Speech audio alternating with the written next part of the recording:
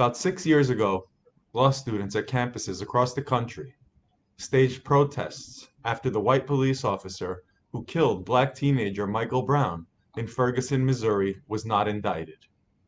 Some students even requested that the final exams be delayed so that they could participate in protests because they were feeling elevated stress and anxiety.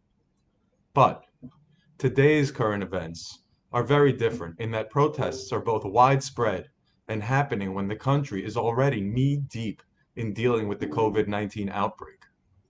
George Floyd, a 46-year-old black security guard, died after his neck was pinned under a white police officer's knee for nearly 9 minutes in Minneapolis last week. And since then, the officer has been charged with third-degree murder and second-degree manslaughter. The killing was captured on video.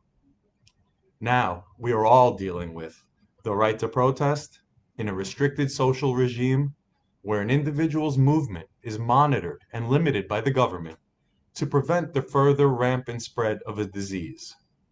And the worst of it all, guys, is the sharp divide between those who want to peacefully protest what happened in Minneapolis and those who want to protect private property and innocent people from violence, and at the same time, protect both sides from a lethal contagion. I first want to address dealing with those arguments that exist right now. Here at our firm, when we are training law students in dispute resolution, they are instructed to first acknowledge that no matter how well hidden, there is the existence of anger in the opposing parties. No matter how civil the opposing sides behave, anger is there. And if you deny that it exists, you cannot succeed in resolving the dispute. You cannot succeed as an attorney in the dispute resolution process. The second thing we instruct is that to understand that the opposing sides have failed to resolve their dispute amongst themselves, mainly because they use the social media method of argument, explaining why the other side is not to be angry or should not be angry, or why the other side is wrong. And the third thing that we always instruct in dispute resolution is to not invalidate the emotion of anger in either side. When you invalidate someone's emotions, you invalidate them as a human being, even if that emotion seems completely irrational to you. And so you cannot succeed in resolving a dispute if you're invalidating even anger. I'm not here today to, resolve anything other than your curiosity about how the government has the power to keep people at home, masked, and socially distant, and to impose an 8 p.m. curfew on the city that never sleeps, and the right to protest in the time of a pandemic. So what authority does the governor have to control New Yorkers in a pandemic/protest state? Well, on March 2nd, the New York legislature voted to amend New York Executive Law, Section 29A, to give the governor extraordinary power to do virtually anything he deems necessary to contain the coronavirus. The governor must use his expanded powers in the interest of the health or welfare of the public, and only to the extent reasonably necessary to aid the disaster effort. This executive order cannot be effective for more than 30 days, but the governor can extend his orders for additional 30-day periods upon reconsideration of all the relevant facts and circumstances. And finally, and importantly, only the legislature can terminate by concurrent resolution executive orders issued under this section at any time.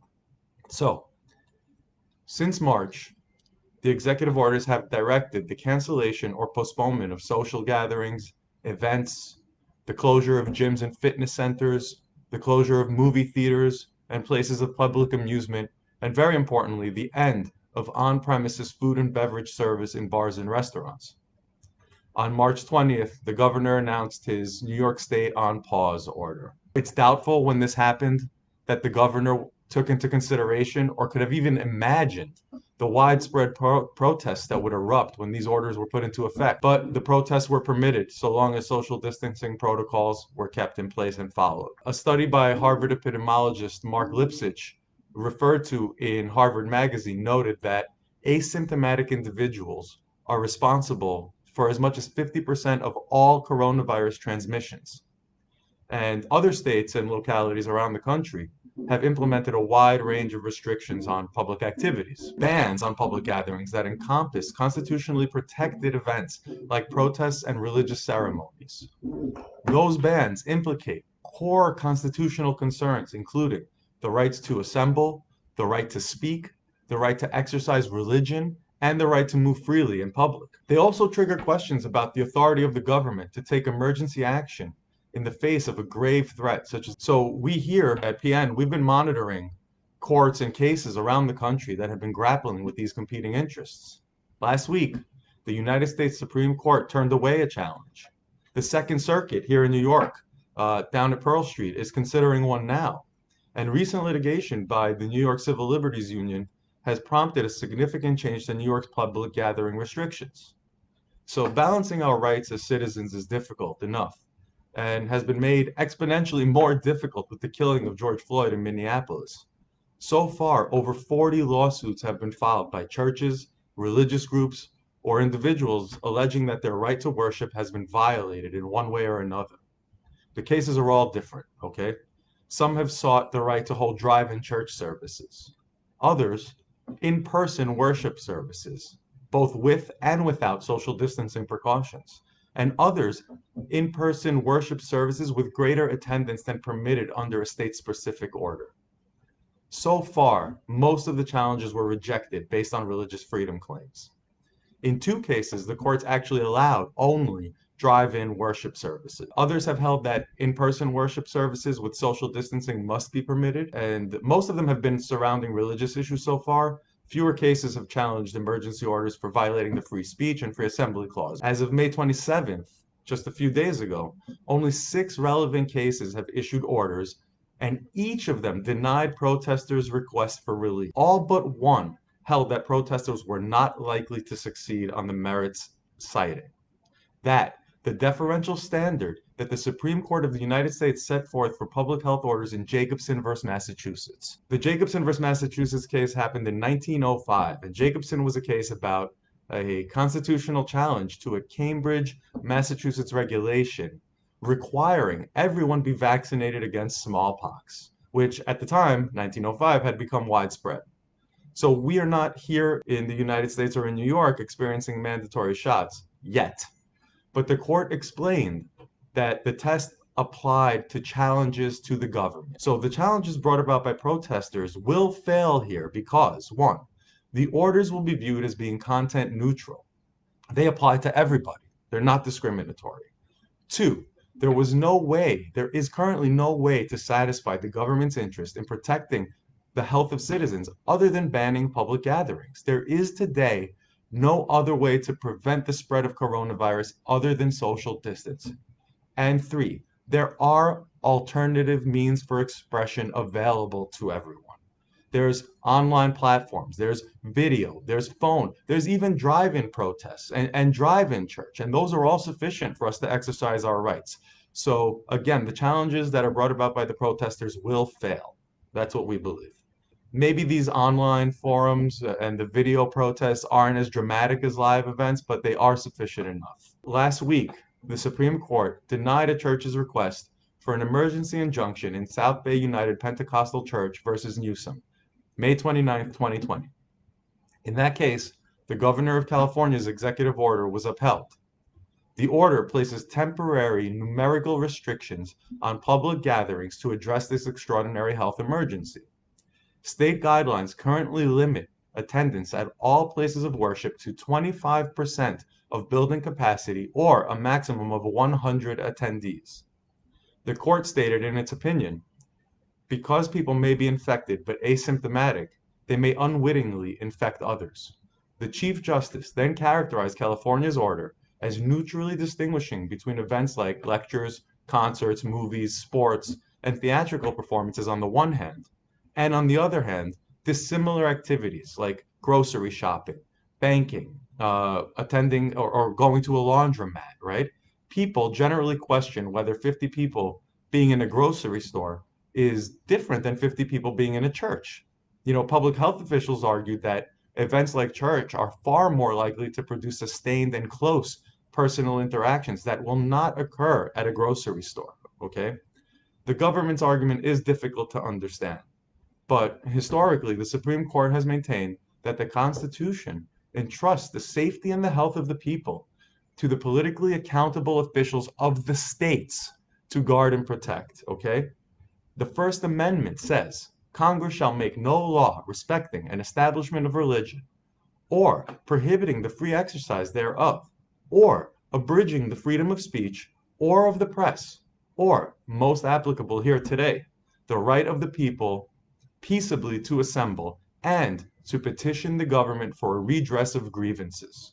Guys, I'm very much a proponent of the freedom of speech and the right and sometimes the duty to protest in public, but no one can deny, I think, that protecting public health while preserving the freedom of speech is ridiculously difficult in the middle of a pandemic. Our Supreme Court has written us over and over and reminded us often that the First Amendment reflects our profound national commitment to the principle that debate on public issues should be uninhibited, robust, and wide open. But when those words were written, there was no legal pathogen crawling up the steps of the Supreme Court. With that, a few words about the curfew here in New York City.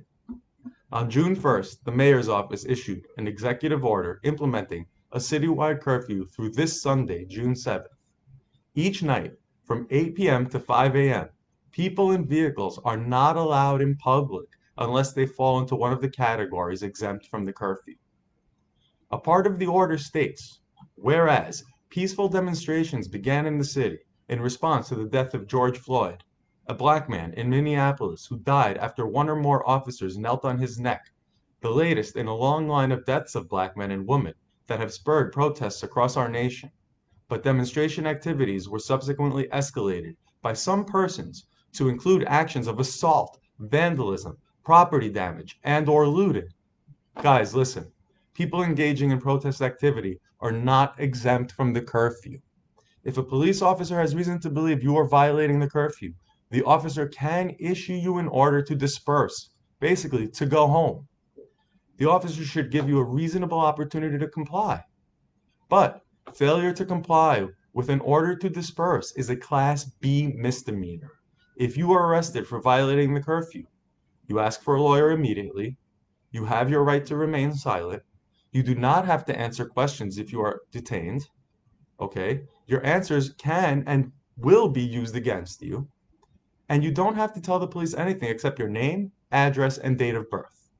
But be observant, be polite, do not argue, negotiate, or fight. Stay calm. A few notes for those that are out there protesting, okay? The First Amendment protects your right to assemble and express your thoughts and views through protest. However, police and other government officials are allowed to place restrictions on the exercise of your rights.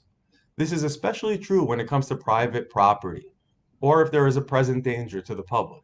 Here are some general things to be aware of. When you are lawfully present in any public space, you have the right to photograph anything in plain view, including federal buildings and the police. On private property, the owner may set rules related to photography or video. You don't need a permit to march in the streets or on the sidewalks. If you don't have a permit, police officers can ask you to move to the side of the street or to the side of a sidewalk to let others pass by for safety reasons. Your rights are strongest in what are known as traditional public forums, such as streets, sidewalks, and public parks. Private property owners can set rules for assembly and speech on their own properties as they wish.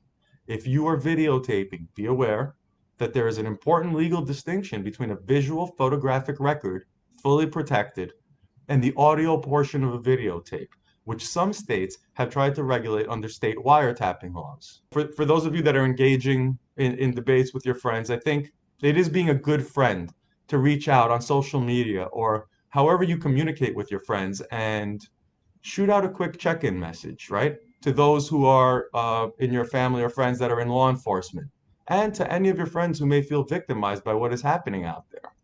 You know, the general issues are not hard, everyone.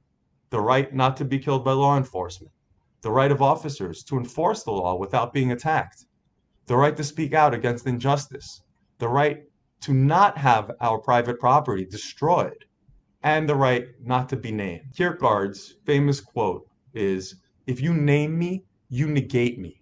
By giving me a name, a label, you negate all the other things I could possibly be. Don't label each other.